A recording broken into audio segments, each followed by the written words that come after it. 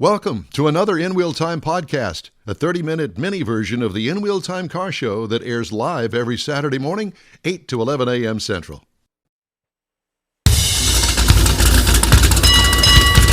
From the world-famous Sugar Shack in Texas, USA, it's the In Wheel Time Car Talk Show.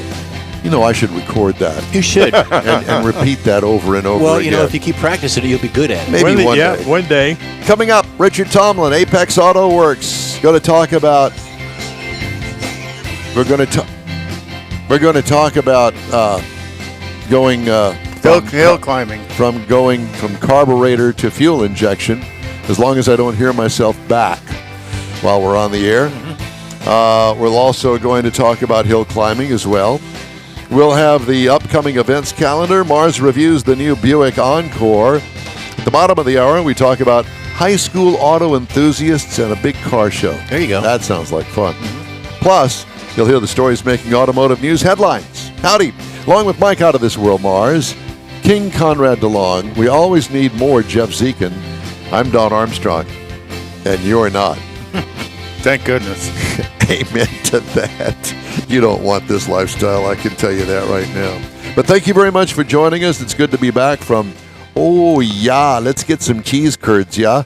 Did you have any? I did not have any cheese curds while I was there. I just didn't BR. have time. I was there for a very short period of time. Gotcha. I flew into Chicago after a frantic stop in Tulsa for a change of planes. That Tulsa airport's pretty darn nice. Why do they change in Tulsa? Because Something go wrong with the plane on the way? No. I had miles. I used miles instead of cash money. And so there are different flights for cash For rewards. than there are Rewards. miles. Yeah.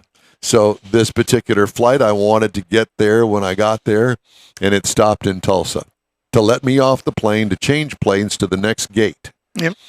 And so that's what I I've did. been in and out of the Tulsa airport. Not a bad little airport. It's very nice. Yeah, I would recommend it. Yeah. I've always liked Tulsa. I've only been there a couple of times, but there's something about the size of the city. And Well, when you look at Tulsa is the modern city in Oklahoma. Oklahoma City is kind of the cow town. Tulsa is the more metropolitan town. so anyway, changed planes, stayed there for about an hour, and then took off and went to Chicago. And Ford Motor Company, I am glad to say, was very gracious in supplying me with a Ford Bronco Sport Nice. to go from Chicago O'Hare up to Janesville, Wisconsin, where my cousin lives. And Very cool. there was a big celebration of a 70th birthday up Wow. there, so I was invited to the what a party! Oh my Happy birthday, God. Penny. There had to be at least 60 people there. That's a lot. Yeah, and as the night grew on, and people scattered, went home, and that Ran sort of out thing. of liquor. Oh no, there was none of that. There was none of that. But they all wound up, not me, believe it or not, because I was too pooped to party anymore. They all wound up in the basement. And what a party it was. There was dancing going on and all that because I could hear it. I was in the bedroom above. But it was tons of fun. Great fun. Had some little tours of Janesville and the old GM assembly plant there in Janesville that my Ghost brother used to town? work for. Yeah, pretty much. Well, not the city, but out there where the plant was, yeah. But anyway, on the way up there, I passed Belvedere, Illinois, and the Belvedere Stellantis assembly plant that currently has no business. Another ghost town. Another ghost town there, which is, it's funny because I've never been a UAW fan, and we're going to get into that talk later on. But when it comes to, people working at these plants, you really don't give it a second thought. But there are thousands of people that either work there or are in the supply chain that supports that plant. And to see a plant that size, and these things are huge. We see these new warehouses going up for Amazon around town. Oh no, these plants they kill that. Yeah, acreage is what it was Oh in the my past. God. Yeah, You got to have exactly. all the land. And to see the size of these plants and nobody working there, it's really sad. All right. Well, we'll get on to that boat later on. But in the meantime and in between time, we bring on Richard Tomlin, Apex Auto Works down in Alvin, Texas. Alvin. And Richard's going to fix my Corvette here in the next month because it has a battery drain. and we're going to fix that. Richard is. I'm not. I'm just going to take him the problem. Richard, it's good to see you this morning, and thanks so much for joining us. Good morning, guys. Well, I see you got a little rain down there, a little cloud cover going on. Oh, it's beautiful. Something we hadn't seen in a while, right? Yeah, you're wearing a jacket. Is it that cool? No jacket. His shirt. No jacket. Okay, Gee all right. whiz. Come on.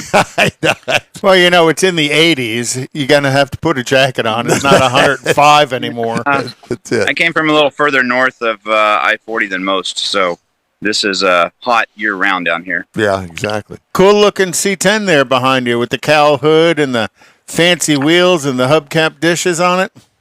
It has been a insanely fun project, and that's kind of what led to the topic of chatting today about fuel injection to carburetor swap. I mean, this one came in, was for full suspension, so it's all QA1 suspension front to back. It's amazing.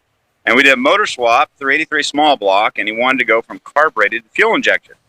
It's like, okay, not a big deal. We've done that a couple times. But we started working with a new company, Phytech, basically, and they've got a new system that requires 4 wires. Now, granted, you've got your wideband that has to go in, which is just O2 sensor, a little higher priced O2 sensor, and then fuel pressure regulator. Otherwise, it's 4 wires, and the system's basically done. So I think it's something a lot of people have been scared about. I'll relate it to the hot rod tour of Texas. Running around with a carbureted motor has its challenges when we get up some of the altitude, but having a fuel-injected one makes it super easy, super simple, and it's constantly tuning itself. So let's say you get into some weaker gas, it will actually tune itself out while you're driving instead of you stopping and having to change jets beside the road. Huh. Well, so how easy was it? How long did it take to pull the carburetor off of there and start the and I assume that it is a carburetor replacement that goes on top of the manifold that's already there. Right. And the cool thing is they've actually made it look like a carburetor. So if you're just walking by and not paying attention, you're going to think it's a carbureted setup. It's pretty amazing what they did. We stopped at SEMA and PRI and spoke with them a good little bit, and that's why we jumped on their product for this project. And it's worked out pretty good. Holly has one too called the Sniper. A little bit more money, but it includes more things. But I can open the hood. You can see what it looks like. Good. Yeah. Hold on. Swap the camera around. Okay. Don't want to look at me. There you go. There you go. Still wires loose, but from afar, you're not going to think anything else. Yeah, it looks like a carburetor. Yep. Just got a couple more wires tucked in, but these are for the fuel injectors, right? So injector A, injector B, and then you got C and D on the back. And that's really what I consider the difference in these kits, because they'll say 600 horse, 800 horse, 900 horse. And what that is that's basically the size of the injector. So that's what delivers more fuel through the bowls, basically. And inside the car, this is where everything is housed. So literally, you just mount this in a glove box on the dash in case you need it for any tuning stuff. That's what you would use. So you can adjust it. You can adjust you can adjust it yourself, but the computer's pretty much smarter than we are. So it's gonna see the air fuel ratio, know what the intake air temperature is, and make all the adjustments. And that little for cell altitude phone and stuff. thing that you had there, is that the computer that runs it? No, there's a computer that runs it here on the firewall. I This got one you. actually has 2 of them. That way, hold on. Come on, there. It's a Fitech. Yep. Yeah. That is the actual controller, but this is 2. So we got one for the transmission and then one for the actual engine there. So you've got an electronic transmission. electronic transmission in this as well? Yes, 4L60E. So he's got a really good overdrive, and he's got the ability to actually put some power down through it in the lower gears too. Nice. So what made him go to a fuel injection instead of the carburetor? Just the dependability of it? You know what's interesting is this is like one of 4 of my customers that can actually adjust a carburetor himself. It was surprising to see him go to it, but he's looking for drivability. He wants to be able to hop in it and go cross country and not worry about any tuning issues the entire time. And how much did a system like that cost? Just the cost of the actual mechanics? This one was just under $1,000. So That's not bad at all. So is that the 400 horse system? This is the 600 horse. This is a 383. It's a built 383 crate motor. Have you done So, any? yeah. Have you done any other work to the motor? No, I mean, all external stuff, right? Heads, valve covers, that kind of stuff. Pretty dressy stuff. He's a vintage air dealer here in Texas, so he's got all the fancy vintage air stuff on it. Bunch of billet parts up front. And Super clean. Has he got truck. headers on it? Oh yeah. Yeah. Headers all titanium wrapped is what we call it. Yep. And Do that. And the nice thing about today's headers are that most of them come with the bung for the O2 sensor already built into them. Yep, exactly. So Wow. some of the things we did end up doing is, like you can see the brass fitting here is sensors that have to get added for fuel injection, but Not many. Most of it comes with the kit. We're still waiting on a good set of spark plug wires for this thing. Still running old school distributor coil setup. I mean, it's made to look period correct, but run like a modern vehicle. Nice. So what are you going to do to the distributor and all the stuff that goes with that? Anything? Distributor will actually stay just like it uses that. That's part of the trigger system. I got You you. use that. It all stays. Nice. Well, I love the patina and stuff on there. Yeah, we could talk about that kind of stuff all day long. I love natural patina. I love real patina. I hate fake patina. This is really good fake patina, but it's not my favorite. This is how I create patina, though. So this is a exhaust ring that we made for this truck. So this will end up going around this to Nice. give it a little more finished edge. Yeah. But I haven't had time to put it all on yet because I'm lazy. But I leave things out in the weather, the sun, let them age correctly. Are you going to do that to my Corvette? Your Corvette has to go in there beside the other Corvettes. So I see. Oh, so you got more of them in there. we've got 3 black C5s on site right now. Oh, so Don's is going to be a parts car. Donation. Well, that C5, the one C5 that's a race car inside, is actually the one that's going to Mexico in 2.5 weeks. Is that going to So- do the hill climb? Yep, it'll do the hill climb, and then we got a small event that happens right before that called the Tecate Challenge, which is a section of roads that were closed off in Mexico when the new interstate went through, and they allow us to run those, and it's kind of in a loop format, but it's 9 miles, and then we leave there, drive 4 hours south, basically 6 hours south of San Diego into Baja, Mexico, and we run a road called the National Observatory Road. Top of this mountain is 7 observatories representing 9 countries at the top. And if you're on Google at all, you look up Mike's Big Sky Ranch. We're racing up the other side of that mountain. I And you understand. guys, I understand it's the longest hill climb in the world.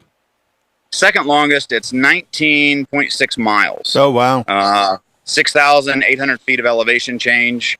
It's a climb.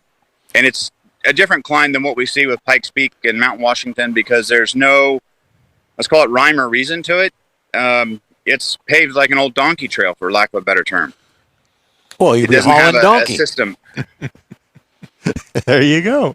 Now, are you going as support for the vehicles, or are you going to wheel a car? Support and then assisting them with making sure the cars are actually safe to get them up the mountain. Some of the cars we've seen show up there are a little less than what I would like to see. And we basically do modifications there in the parking lot, make people safer before they actually go race up that mountain. See, So- Richard but is I've an got- international tech inspector. And I'm sure that there are lots of guardrails all the way up there, Oh, so yeah. you don't fall off the I'll mountain. say, but like bowling with bumpers. What's interesting is the speed limit going up that whole 19-mile section of road, 22 to the top, is 30 mile an hour. So all the guardrails are built for 30 mile an hour, and we had cars last year hitting 140 in sections of the road. No. Hopefully not hitting the guardrail, huh? No, we don't have any guardrails. You missed the guardrail because it's positioned to catch you at 30. It's not positioned to catch you at 70 Yeah, or 100. Just slide right on over the top of it You then, just right? go straight off. You don't hit a thing. So Until you hit the all bottom. the Well, safety no, it's not- changes with speed. It's not the fall that hurts, it's the sudden stop. Catch a little air on the way by. Yeah. No, it is quite the challenge, but that's what makes it. I mean, find a place in the U.S. where you can actually close down a road. I mean, it has to be something like Pike's Peak. It has to be something like 59 Mount and Washington. 610. Yeah. 59. There you go. Yeah. Don't do it. Don't do it. You get Yeah. in big trouble for that stuff. Richard, what is your own personal car? I heard some talk about a diesel. Is that what you normally drive? Is the truck? That is the service truck over there. It is a 2016 Ram 2500. we just turned 250,000 miles on it, but it is outfitted with a rat pack and then a roof rack. It'll tow about anything. But we had an event coming back from Cabo, Mexico, and I was in the 1500 Ram at that time, and I realized that it wasn't quite big enough coming down some of the mountains. I didn't have the stopping power that I needed. So we upgraded when we got back. Nice. Good choice. Yeah. I know how that feels. I was towing a boat one night through Lufkin, come up to a red light, slid right through it. That boat pushed me right through that light like I wasn't even doing nothing. Was it a speedboat? Yeah, Yeah, it was. It's sketchy, and I don't want to have any mistakes in Mexico, so I try and do the best I can to stay off everybody's radar when I'm there. So that's the service truck. What is your own personal car? My own personal car is what you call the Miata, right? So the one that looks like a steel frame, 'cause that's basically all that it is. It's the one that ran up Pike's Peak this year, so we call it the Apexo set. It's 1,730 pounds and makes 575 horsepower at the wheels. It sounds really cool. Are you a member in good standing with the Alvin Police Department? Currently, yes, I am. So Currently. It There's been hasn't issues. touched the streets of Alvin in about 3 years. I So, see. Okay. Well, just make That's because of the restraining order. I don't want to say it, but Godspeed. his name's not John Glenn. Okay. Well, we Richard found Tomlin. things are better left unsaid. We Yeah. found a video from 2021 about the hill climb, and it's got an Apex Auto Works black Miata is in the Yep. video. Yep. That Miata's been there, I think, 6 times now, 5 or 6 times. That customer is upgrading to a black C5 Corvette now. Yeah, So right. Which Miata's will be gonna there this see some afternoon. requirement. Yeah. Hopefully Yeah, it'll be. Don will bring it down today. Yeah, exactly. Well, hopefully we won't have any sideways squirts out There you going go. down there. Yep. Well, It'll be fine. Well, Richard, it's always great to talk to you, and love the truck project that you've got going on. And It's good. Hopefully we see you on the Hot Rod Tour of Texas. That's the plan, to have this one out there running around. So Cool. No, Donnie will be there. I'll be there. That's my go-to place. Yeah, exactly. All right, brother. Well, thank you so much, and we'll be in touch. absolutely. Talk to you soon. Thank You you. Richard Tomlin, Apex Auto Works, International Tech Inspector. Cool. Very cool. International Tech Inspector, and he's going to fix my electrical problem in the C5. Yay! What are you saying something? Yeah, I have to tell you, I hate electrical problems. Listen, I mean, it's when it comes to that, I'm out. My dad, he loved messing with all that stuff. It's the thrill of the hunt. Not me. yeah. Yeah. The thrill of the hunt. Chase Yeah. something all over the place and come to find out there's a ground that's a little bit loose that Yeah. you didn't even know existed. But And, you and know, it's- hopefully while you're working on it, you don't let the smoke out of the wire. Exactly. Because that makes it so much easier to find. But it's so satisfying to find it. Get the smoke out of the wire. Yep. Well, Yeah, that's get it out of the way. no, out of the wire. Yeah, exactly.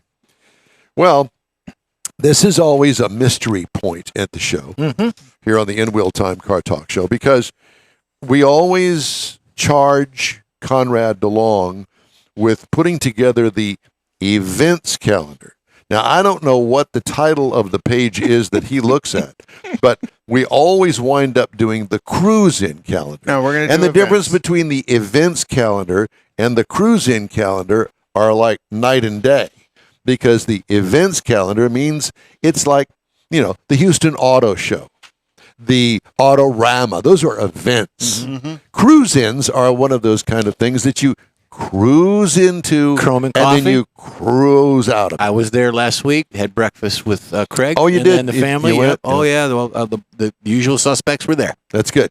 That's good. What Was it a car full did- house? What car did Craig bring? He brought his Ford. He did not bring the. He brung the GT. Right. He's having some issues with the fob or something of that nature, so he decided not to take it. I got you. All right. Well, I mean, Which just makes, why would you Perfect take sense. it out if you're having a little issue with it? So next Saturday is the Schulenberg Take Flight Cruise.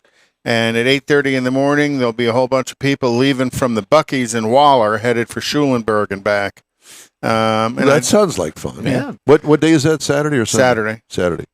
And then I tried to get who's our little buddy out there in Gilligan? no Oh, you Stephen Roos. Tried to get him connected with Randy Weldon about connecting and to his Ford store, because Stephen works for a Ford store out there. I don't know if that ever came together or not. But and then also next Saturday is the Texas Gator Fest car show out there at Fort Anahuac. Anahuac. Anahuac. The Let's Cruise the Drag, the Nederland Avenue Drag Cruise. Nederville. Nederland. Nederville is the baseball team. Nederland is Mars. September 30th starts at 8 a.m. And it goes until everybody's arrested by the local police. It'll be an hour in town. And then Michael Wooding's fifth car show down there at waterfront. The waterfront car show. Yeah. So that's going to go San on Leon. San Leon. Leon Sphinx, Leon. Whatever. It's Top Water Grill. Leon. And that goes on. Leon. It goes on to 4 p.m. Starts early in the morning, and this is the fifth one they're having. And what date is that? It's the last Saturday of October. Okay. And then we'll be there. We'll be there. The last Saturday of October. Last Saturday of September. We better September. Better pack up September the 30th. I copied it and didn't copy the date. All right. Well, Northside Mustang Club is having their fall open car show November 4th, and that's going to be at the Bull Salas Park in New Caney. October 28th is the Oak Turbo Fest up in Waco at the Kareem Shriners. Autorama is Thanksgiving weekend downtown at the George R. Brown. We'll be there again. we hope. Yep.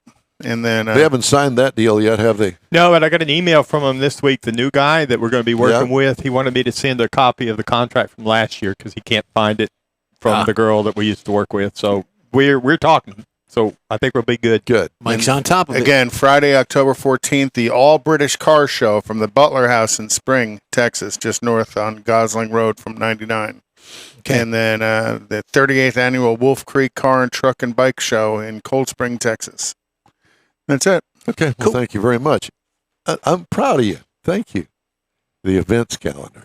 Well, and then we'll have Bill Zelag on a little bit later. Is Couldn't November leave it alone. He could Yeah. November 10th and 11th is the 17th Now annual we're over. Now we're Heroes over. and Hot Rods. That's enough of that. Yeah, come on. All right. Now, thank you so much. Time now on the In Wheel Time Car Talk Show for this hour's car review. Mr. Mars had a chance to drive the Buick Encore. Take it away. Yes, sir, I did. We're talking about the 2024 Buick Encore GX Avenir front-wheel drive. Now, this vehicle is a subcompact SUV. That's a very, very competitive segment. I mean, there's lots of stuff in here. Now, this particular model of the Buick has 3 trim levels: the Preferred, Sport Touring, and the Avenir, which is the one that we have.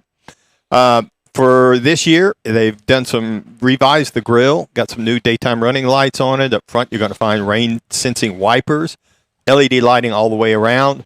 It's got a power folding side mirrors that are heated, roof rails, got a hands-free power lift gate, and it's rolling on some nice 19-inch wheels. Now, when you go to the inside, it's going to have a little more, to me, of the Buick styling. It's a little more upscale in there. Going to have leather seating all through the vehicle, even at this level. And it's got an 8-inch driver screen where the driver's going to get all his information. Got the center stack is where you're going to find the rear view camera, all your convenience controls, the premium autotainment system. All this is on an 11-inch screen in the center stack. Got some USB ports in the front and the rear, and it has the Bose premium auto sound. And it does fill up pretty nice. Up under the hood is rather interesting. 1.3 liter 3-cylinder turbo engine. Turbo, yeah. And it's interesting that a 1.2 is the standard engine, but we had the upgrade to the 1.3 liter. Well, they bored it out. Did they stroke it too? Both of them are 3 cylinders, which, okay. 155 horsepower, 174 pound-feet of torque in this particular setup. It's backed by a CVT. Now, if you get the 1.2, it's got a 9-speed automatic in it, but this has the CVT behind it. I thought that was kind of weird. Yeah. The EPA says you should be looking for 29 in the city, 31 on the highway, combined for 30. I drove 406 miles and got 27.9 miles per That's gallon pretty good. over the Yeah. time that I had it. For his foot. For your fat foot. I was well pleased with doing that because it really had some nice smooth power, of course, with the CVT. It did? It did. How many horsepower? 155. 155. This is a little Yeah, car, but- though. But Remember, they're It's little a horses. compact. They're the mini horses. Yeah. But when you get the turbo motor in its sweet spot, the CVT keeps it there. Yeah, And it- just Well, I know that. It's not a hot rod, don't get me wrong, but the way that it's smooth by going through the power van, whenever I was really stepping off into it to pass somebody or something, it worked. I thought it worked real well. I can only imagine what that would sound like without a muffler on it. I would have to think about that. I will tell you that out on the highway, it's got a pretty nice ride to it. Well, it's a Buick. It better. The steering is very concise, very comfortable. I will say it does pick up a little road noise when you get above the speed limit, kind of like a warning that you're going too Wait a daggone minute. fast. Hey, when he gets above. No, you know what the road noise is? It's the cop behind him with the siren on going, you're doing 85 miles an hour. It's Well- only a 55 mile an hour speed zone. They don't tell you that when they're going down the road. Please continue on. So the vehicle, you can actually get into the Encore for $25,600 if you get down into the stripper model. Now the vehicle, the base trim price for the one that we had was $31,900. As tested, the MSRP was $34,445, which I don't think is bad out there on the market these days. well, and 'Cause- that's a premium. That's a premium GM vehicle. So. yes, and it's- the it's- Buick stripper's name is Electra. Sorry. Couldn't have worked And if that. you look across at the Chevrolet Trailblazer, the base price on it's going to be $23,100.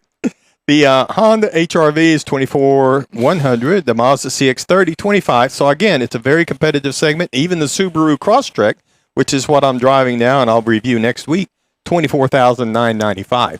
So there's a lot of vehicles in that subcompact segment, and there's a lot to choose from. And I think if you're looking for something a little bit on the upper scale, maybe luxury, the Buick is one you ought to look at. Yep. I agree. Okay.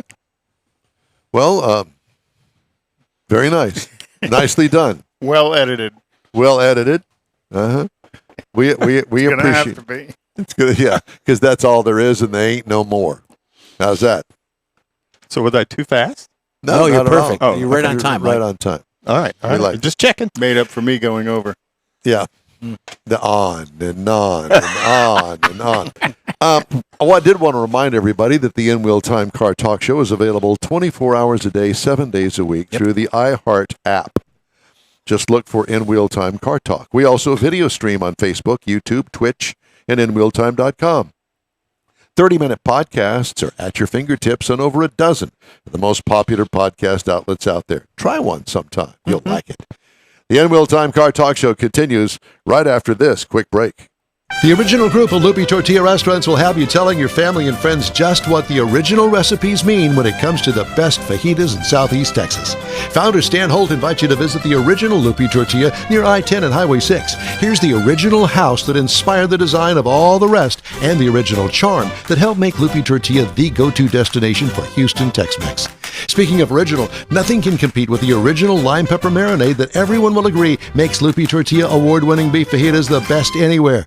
Loopy Tortilla Katy is another location that gives you the same quality and service Houstonians have come to expect at Loopy's.